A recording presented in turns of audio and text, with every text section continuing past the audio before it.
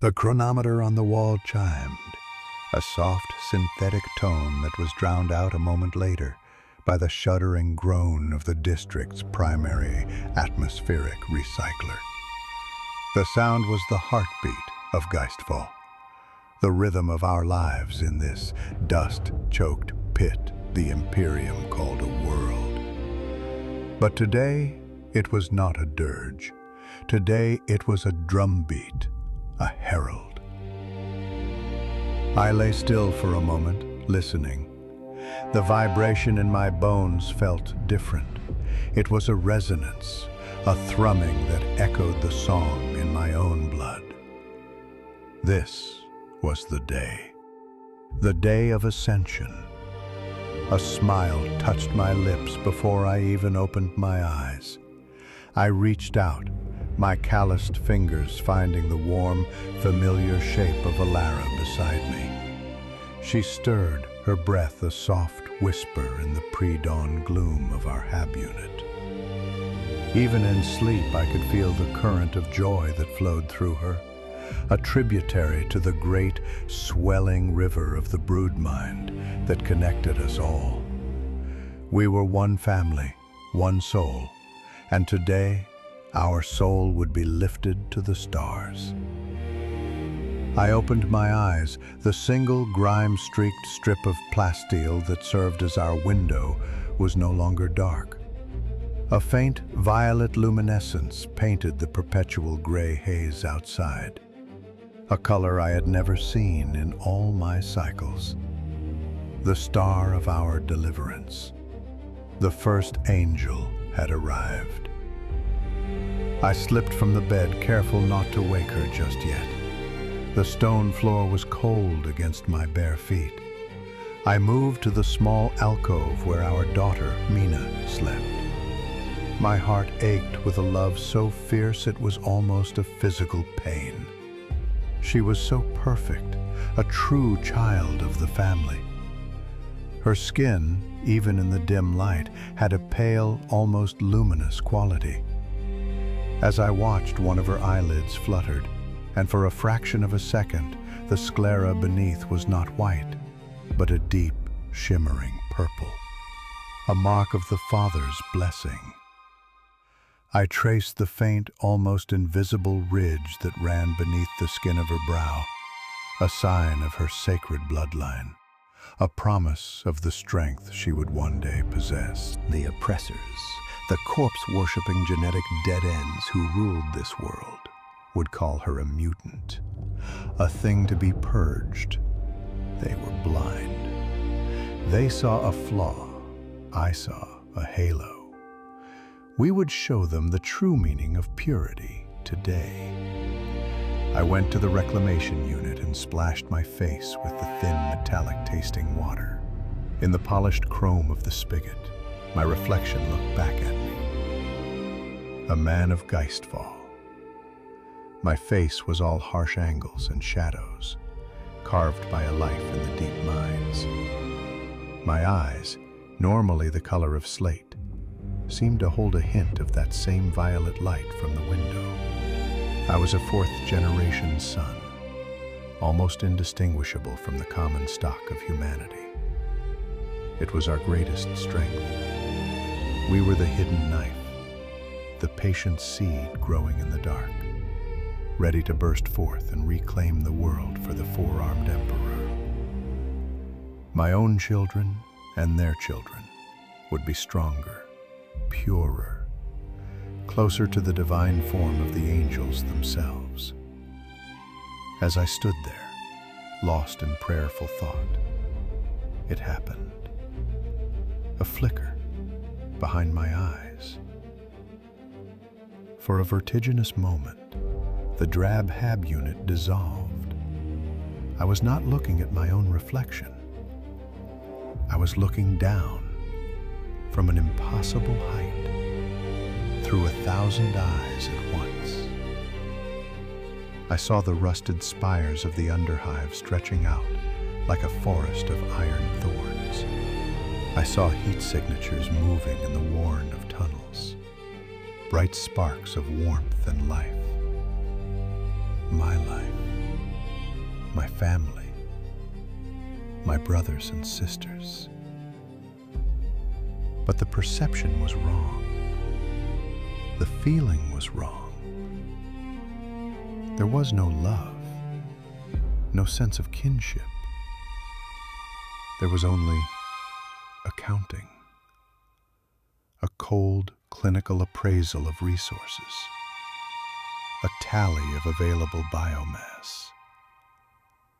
The vision, or whatever it was, vanished as quickly as it came, leaving me gasping, my hands gripping the edge of the basin. My head swam. The song of the broodmind, usually a warm and comforting chorus in the back of my mind, had for a second felt like a screech of alien static. What was that? I squeezed my eyes shut, focusing my will, reaching for the familiar warmth of our shared consciousness. There, it returned, a soothing wave of communal joy and anticipation, washing away the cold anomaly. It must be the proximity of the Father, I told myself. The Patriarch's holy mind, our conduit to the star saviors, was so powerful, so close to the divine, that a mortal mind like mine could barely comprehend the merest echo of his thoughts. It was not coldness I had felt, but a divinity so vast it was beyond my humble understanding. It was a test of my faith, and I would not fail. Linus, Ilara's voice, soft as synth velvet. I turned, forcing a serene smile. She was sitting up in bed, the violet light catching the gentle curve of her brow, another sign of her blessed heritage. Is it time?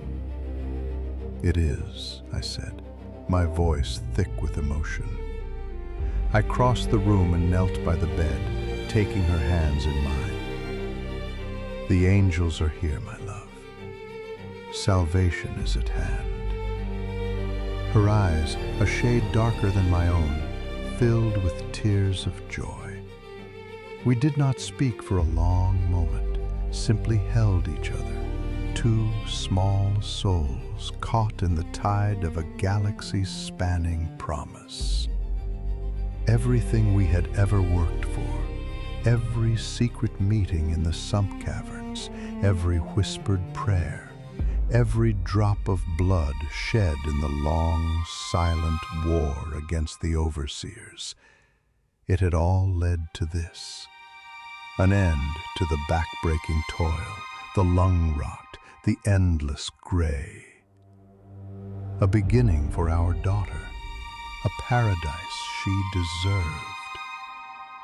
After we had dressed Mina, giving her a small piece of preserved fruit, a delicacy we had saved for months for this very occasion, I prepared myself. I removed my miner's overalls, the symbol of my slavery, and threw them into the incinerator chute. From a hidden compartment beneath the floor panels, I retrieved my true vestments. It was not the gilded plate of the Imperial Guard, or the ostentatious robes of their corpse priests. It was the armor of the faithful. Flak plates scavenged from industrial machinery, reinforced with ceramite shards, and bound with heavy-duty cabling. On the chest plate, I had carefully painted our holy sigil, the three-limbed star, the sign of the coming Emperor. I hefted my autogun, its stock worn smooth by my grip, its machine spirit coaxed back to life with prayer and sacred oils. It was a crude tool, but in the hands of the faithful, it would be an instrument of ascension. As I strapped the final piece of armor into place, the Patriarch's gift touched me again. It was stronger this time, more coherent. I was looking at Ilara, who was humming a cultic hymn as she braided Mina's hair. And for a sickening, heart-stopping second, the image of my beloved wife was superimposed with another, a vision of her flesh being rendered, her bones being cracked and sucked dry, her entire being broken down into constituent chemical parts and absorbed into a greater whole. The vision was not violent or angry. It was as dispassionate as a miner assessing a seam of ore, a source of raw materials, nutrients. I cried out a strangled gasp and stumbled back against the wall. The cold alien thought was not just a whisper now. It had a voice, a texture. It was ancient and vast and utterly, terrifyingly hungry. "Linus, what is it?" Elara was at my side in an instant, her face a mask of concern. "Nothing," I rasped, my throat tight. I could not tell her. How could I profane this most sacred of days with such a blasphemous vision? I was weak. My mind was cracking under the strain and glory of it all. "The Father, his voice is so strong, it is overwhelming." She accepted my explanation without question, her own faith a rock. "Of course, we are all feeling it. He calls us to glory, my love. He calls us home." She was right. I had to be stronger. This was the enemy, the great deceiver the Magi warned us of, planting seeds of doubt in my mind at the final hour. I would not let it win. I looked at Mina, my perfect, blessed daughter, who was staring up at me with wide, innocent eyes. I was doing this for her, for them. I forced the alien coldness down, burying it deep beneath layers of faith and love. I was Linus, acolyte primus of the coiled saint. I was a husband and a father. I was a liberator. The deep chime of the main shaft elevator echoed through the hab block, our signal. The uprising had begun.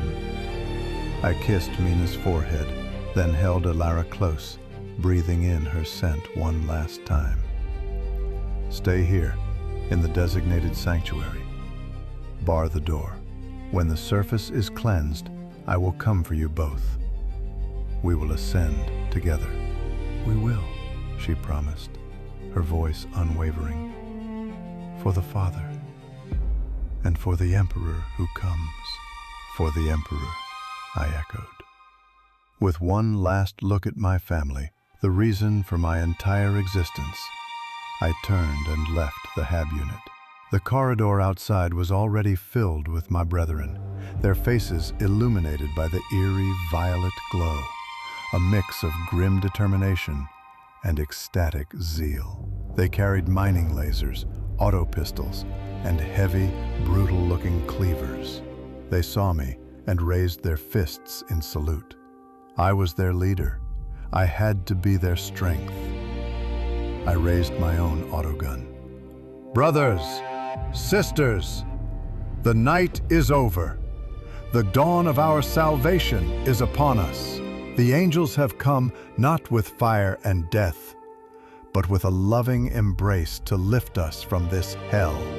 The corpse god's thugs will fall. The sky will be ours, and we will greet our star saviors as a united and victorious family." A roar of affirmation went up, the sound echoing down the metallic tunnels, a sound of chains breaking. As I led them towards the main transit hub, towards the first battle, I felt the brood mind surge, a tidal wave of shared purpose and faith, and riding its crest, a sliver of ice in the warm water, was that other thought. the Patriarch's cold, hungry thought. It did not see soldiers going to war. It saw a vanguard wave of flesh, a tenderizing claw to preoccupy the prey's defenses, a distraction, an appetizer before the main feast. I gritted my teeth, my knuckles white on the grip of my weapon, and charged into the darkness, praying louder than I ever had in my life. The battle for Transit Hub Gamma 7 was not a battle. It was a righteous scouring. We flowed through the maintenance tunnels and access shafts like a tide of vengeance. Our numbers a surprise. Our faith a weapon more potent than any laser gun. The Planetary Defense Force troopers, soft and complacent in their void black carapaces, were expecting a riot, not a revolution. They formed a firing line across the main concourse, a pitifully thin dam of discipline and training against our roaring flood of devotion. I screamed the canticles of the coiled saint, my voice raw, and the chorus that answered me was the howl of 1,000 souls unshackled. My autogun bucked in my hands, spitting a stream of solid slugs that hammered against the trooper's flak armor. Beside me, Brother Kalen, a hulking brute from the ore processing pits, swung a seismic hammer with the force of a piston, turning a man's torso into a red mist and shattered ceramite. The air became a choking soup of cordite, ozone, and vaporized blood. For a time I was lost in the red bliss of the fight. The broodmind was a symphony of glorious rage, every action guided by a singular, unified will. When a trooper leveled his hellgun at me, I did not even have to think. My body simply moved, diving behind a rusted cargo container an instant before the air where I'd stood sizzled and popped. From the other side, Sister Anya rose, 2 auto pistols blazing, and stitched a line of bloody craters across the trooper's chest. We were one organism, each limb acting in perfect concert. This was the strength the Patriarch promised us, a unity the atomized, selfish souls of the Imperium could never comprehend. We were not merely fighting for our freedom. We were embodying a higher state of being. We pushed them back, their disciplined line crumbling into a panicked rout. They died in the corridors, in the station master's office, in the nutrient-paced dispensaries they were trying to defend. Every enemy felled was a prayer answered. Every drop of their blood, an offering to the star saviors who watched from on high. We took the concourse in under an hour. Victory. The central spire of the transit hub was ours. From here, we could control movement throughout the entire Underhive sector. My brethren swarmed around me, their faces flushed with triumph and zeal. They banged their weapons against the bulkheads, chanting my name. Linus! Linus the Liberator! The Father's chosen! I raised my autogun high, my heart swelling with a pride so vast, it felt as if my chest would burst. We had done it. We had struck the first great blow. I looked at their faces, grimy, sweat-soaked, many bleeding from minor wounds, but all of them shining with a light of pure belief. I saw my own faith reflected in 1,000 pairs of eyes. And then, the Patriarch's gift returned. It did not flicker this time. It seized me, slamming into my consciousness like a physical blow. And the world of noise and triumph vanished, into absolute silence.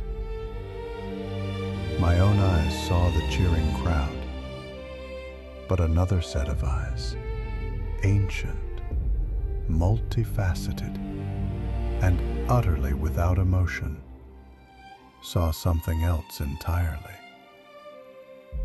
It saw the expended ammunition, the damaged war gear, the precise number of fallen cultists, 47, and calculated the net loss of biomass. It saw the wounded, not as heroes to be tended, but as compromised biological assets, their future utility weighed against the energy expenditure required for their recovery. It saw the jubilant living brothers and sisters around me and perceived only a deployment of organic weapons, a first wave of shock troops, their primary function fulfilled, now awaiting the next phase of the reclamation protocol. There was no pride, no joy, no concept of liberation. There was only the cold, relentless arithmetic of consumption. The term shock troops echoed in this alien mind space with a horrifying dual meaning. We were here to cause shock, yes, but we were also the first to be absorbed, the tenderizer for the meat. I staggered, my hand flying to my temple as if to physically push the vision out. The roar of the crowd returned, but it sounded distant, distorted. Brother Kalen clapped a heavy hand on my shoulder, his face a mask of joyous concern. "Primus, you are pale. Is the Father's voice too strong?" His touch felt like a brand. In that cold, other sight, I could see the thick lattices of his musculature, the density of his bones, and I could feel the Patriarch's assessment of him. High-yield nutrient source, prime specimen. I recoiled, stumbling away from him, my stomach churning. I am fine, brother," I managed to force out, the lie tasting like ash in my mouth. "The glory, it is almost too much to bear." He laughed, a booming, heartfelt sound that grated against my soul. He and the others accepted my words, for what else could it be? We were on the precipice of salvation. What true believer would not be overwhelmed? But the seed of doubt, once a faint anomaly, was now a ravenous root cracking the foundations of my soul. The warm river of the brood mind now felt like a thin, heated layer over an ocean of absolute zero. A new sound began to permeate the hub, a low guttural thrumming that was felt more than heard, a vibration that resonated deep in the chest cavity and made one's teeth ache. It was coming from above, from the sky.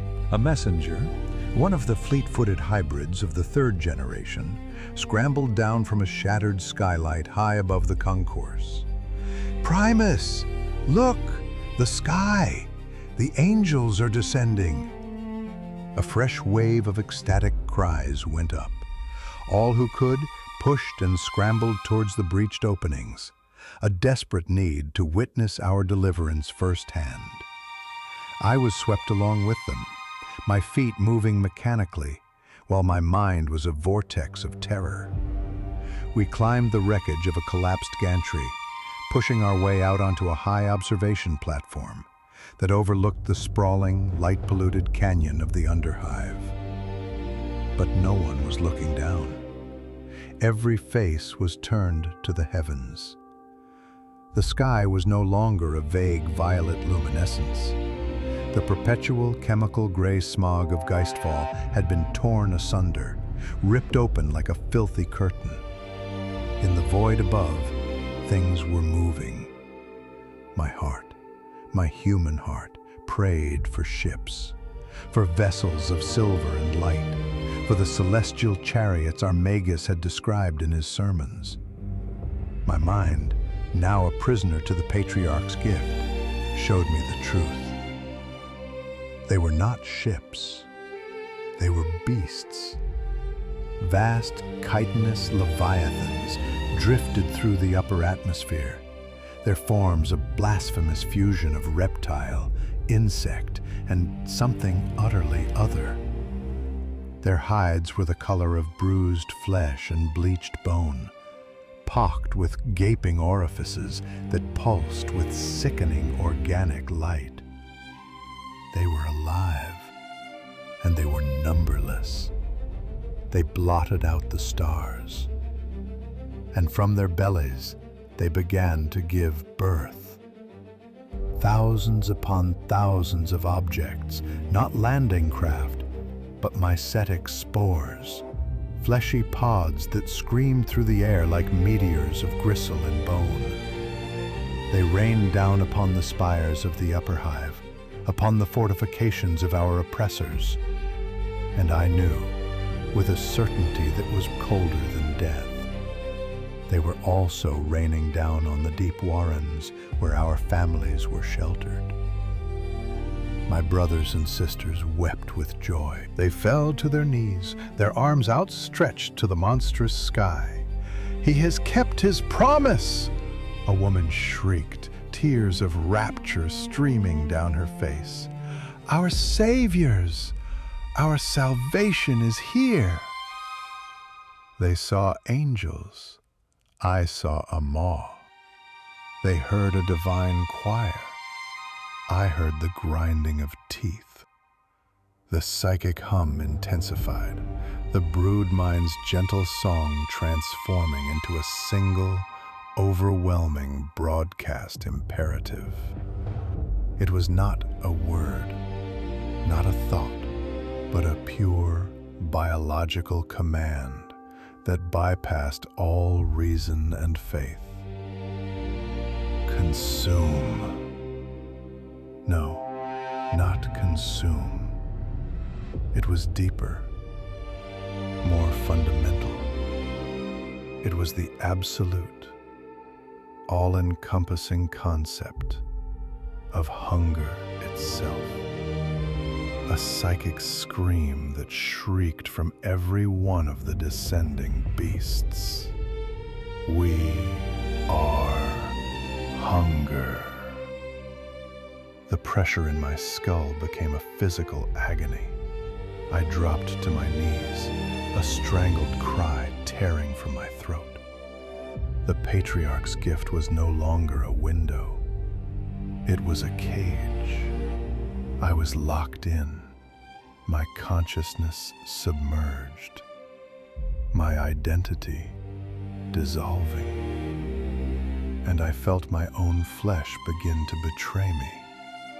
A deep, grinding ache started in my bones, a horrifying cellular restructuring.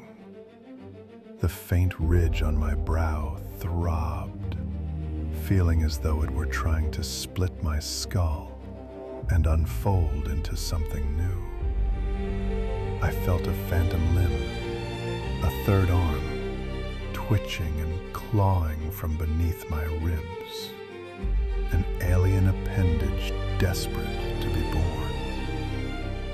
My human form felt like a disguise, a mask that was now cracking and peeling away to reveal the monster beneath. The blessed marks of the Father, the signs of my sacred bloodline I had cherished my entire life, were not gifts.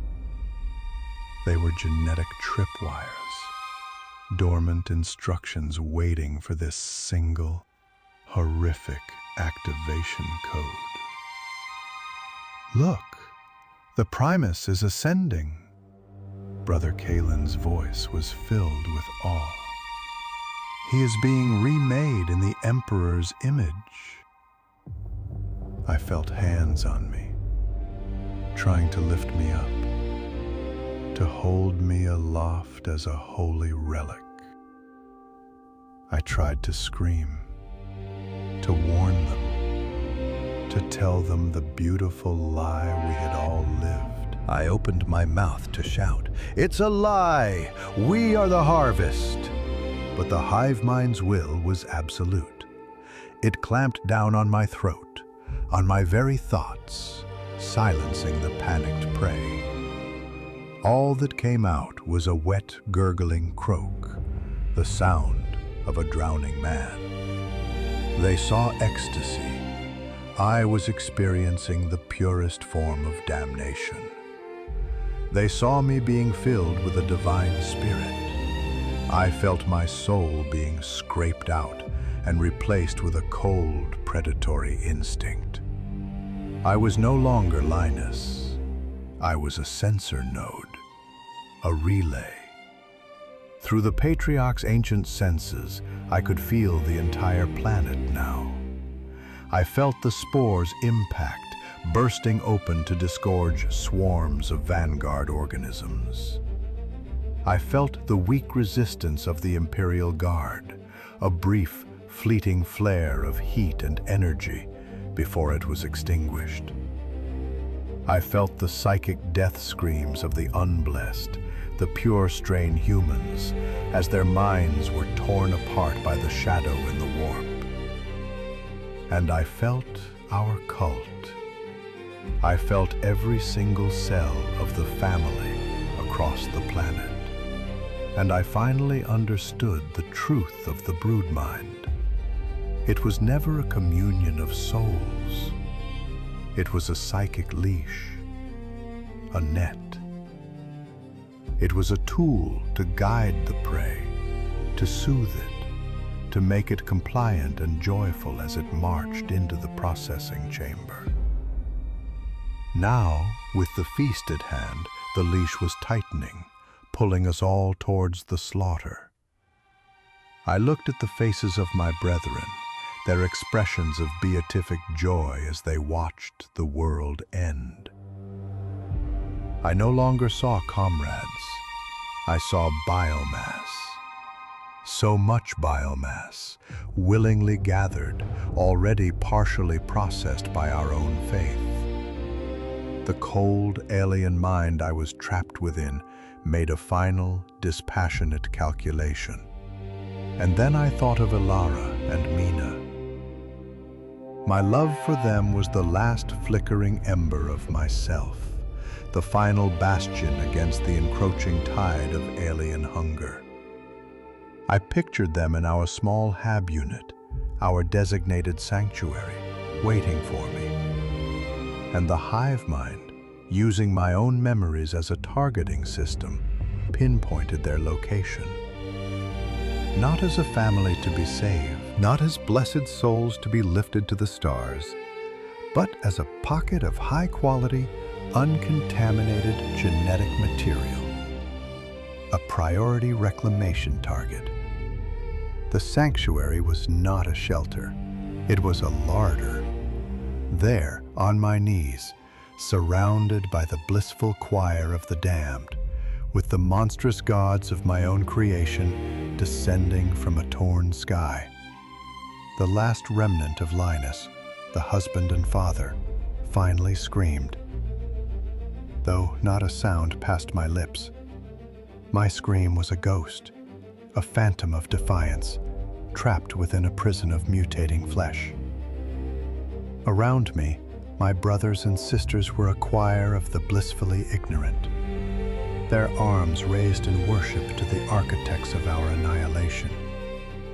Their joy was a physical irritant, a high-frequency vibration that grated against the cold, silent truth that had consumed my mind. The hands that held me up felt like the grasp of cage bars. I was a holy spectacle, a prophet entering his apotheosis. They could not see the horror in my eyes, for my eyes were no longer my own. They were becoming compound lenses, fracturing the image of their adoring faces into 1,000 repeating patterns of succulent, doomed meat. The hands on my shoulders, Brother Kalen's hands, were assessed not for their strength or camaraderie, but for their caloric potential, the density of their protein structures. Assets, the alien mind whispered. All are assets. The will was not mine. It was an external force, a puppeteer's string pulling on every nerve, every muscle. It forced my body to its feet. My joints popped and cracked, bones grinding as they lengthened and reformed under the skin. A searing, white-hot agony tore through my torso, just below my ribcage on the left side. It was not the pain of an injury, but the agony of creation. I felt skin split, muscle fibers tear and reknit themselves into a new and terrible shape. A third arm, slender and tipped with a gleaming talon of black chitin, ripped its way out of my side, slick with blood and amniotic fluid. It flexed once, instinctively, the talon scraping against the plasteel deck with a sound like glass being cut. My brethren gasped, not in horror, but in religious awe. They saw a miracle. I was being unmade. I was a beautiful, sacred contamination. The imperative came then, a command that superseded all others. It was not a thought, but a tidal force of instinct, a biological directive aimed like a weapon at the core of my being. Reclaim the priority genetic stock, secure the future generations. And with my own memories, it painted a map, a path from this platform of fools, down through the transit hub we had bled for, and back through the warren of corridors to the small, sealed hab unit where my heart resided. The hive mind did not care for my heart. It cared for the vessel that carried my genes, and the superior specimen she was nurturing, my wife, my daughter, my reason for being, twisted into a logistical target. I moved. I did not decide to. My body simply began to walk, then to lope, then to run. My new altered physiology was terrifyingly efficient. My legs pistoned with unnatural strength. My balance augmented by the twitching third limb. I scrambled over the wreckage and plunged back into the transit hub, a creature of purpose. The brethren I passed stumbled back, their faces a mixture of reverence and primal fear. I ignored them. They were background noise, static. The sounds of continued fighting in the deeper levels of the hub were nothing more than data. The sound of the prey herd being tenderized, of defensive positions being softened. All part of the plan, our plan. The corridors were a blur of rusted metal and failing lumen strips. My mind, the ghost of Linus, was a frantic prisoner inside the beast, rattling the bars of its cage. I tried to fight it. I focused on Alera's face, on the way she smiled, on the scent of her hair. I remembered Mina's laughter, a sound more precious than any mineral I had ever mined. These memories were my weapons, my last stand against the cold, consuming intellect. "She is Alara," I screamed into the psychic void. "My love!" The hive mind simply processed the data. Asset Alara, 4th generation hybrid, prime breeding stock, possesses desirable traits for genetic integration. My memory of Mina's hand in mine became a target locator. Asset Mina, 5th generation, displays nascent psychic potential and advanced biological markers. high priority for immediate assimilation and analysis. It took my love and turned it into a targeting reticle. It was a violation so profound, so complete, that the last vestiges of my faith did not just die.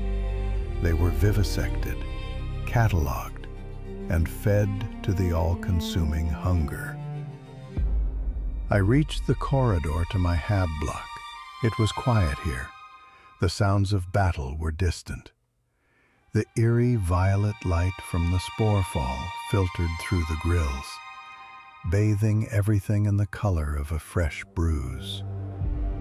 I saw the door to our home, scratched and dented, but sealed, just as I had told her, my promise. My legs stopped. For one precious crystalline second, the ghost of Linus seized the controls. My human hand, the right one, rose and touched the cold metal of the door. A tremor ran through me. I could remember bolting this door from the inside, the feel of the heavy maglock clicking into place, the sense of safety it gave us. Sanctuary. The word was a prayer and a curse, but the pause was only a synapse flicker in the grand scheme. The hive mind registered the obstacle, registered my hesitation as a system flaw, and corrected it. The new arm, the alien one, shot forward. The chitinous talon, harder than any steel, plunged into the door's lock mechanism. With a shriek of tortured metal, it tore the entire assembly from the frame. The door swung inward with a groan, revealing the dim interior of our home. She was there, Ilara, standing in the center of the small room, holding Mina tight against her. Mina had been crying. Her face was tear-streaked. But Ilara's face was illuminated by a single, unwavering candle of faith. She saw me, saw the monstrous changes, the third limb, the distended jaw, the skin stretched taut over a reforming skeleton. And she smiled. It was a smile of pure, untainted belief. "Linus," she breathed, her voice filled with wonder. "It is true. The Ascension. You have been chosen. You are beautiful." She took a step forward, her arms beginning to open, ready for an embrace, ready to welcome her transfigured God. That single, perfect, horrifically wrong moment of faith was the last thing my soul could bear. It shattered the last fragment of Linus. The cold, alien imperative surged, no longer a whisper, but a roaring, deafening command. "Secure the assets!" My body lunged forward. The part of me that was still human watched from a great and terrible distance as the monster I had become closed the space between us. I saw the faith in Ilara's eyes curdle into confusion, then dawn into the first light of absolute terror as she realized the eyes staring back at her held no recognition, no love, only a bottomless, predatory void. She tried to scream, to pull Mina behind her, but it was too late. My original arms, the hands that had held her, that had built this home, seized her. The new arm, the gift of the Father, struck with the speed of a serpent. The internal screaming stopped. The ghost in the machine was finally exorcised. The last memory to flicker and die was of a promise, whispered in the dark, of ascending together. And in a way, it was a promise that was being kept. Her life, her unique and precious essence, was being uncoded, broken down. Her biomass and genetic material were being absorbed, uploaded into the greater consciousness. Mina's psychic cry was a brief, bright flare, a morsel of exquisite energy that was consumed in an instant. It was not an act of cruelty. It was not an act of love.